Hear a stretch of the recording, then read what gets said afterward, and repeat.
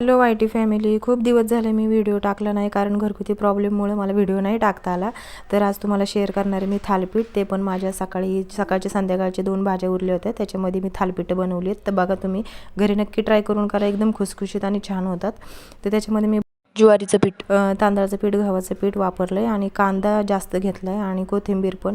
त्यात हळद, लाल तिखट, गरम कांदा लसूण मसाला, वाटलं तर गरम मसाला पण तुम्ही टाकू शकता. ओवा टाकला आहे कारण ते आपल्याला पचलं पण पाहिजे थालीपीठ आणि ओव्याने जरा टेस्ट पण छान लागते. तर छान असं मळून घेतलं आहे. नंतर कापड टाकून त्याच्यावर पाणी टाकून असं मस्त ते थपथपलं आहे आणि त्याच्यामध्ये 5 बोटाच्या गोळ्या टाकलेल्या आहेत मस्त. आणि नंतर तव्यावर ते पालथं करून टाकले आणि हे थालीपीठ खूप छान लागतं नाश्त्याला. मी नाश्त्यालाच बनवलं होतं, आमच्या घरी नेहमीच बनवते आणि दह्याबरोबर खूप छान लागतं. तर तुम्ही बघा, करून नक्की ट्राय करा आणि कमेंटमध्ये नक्की सांगा की कसं झालं आहे.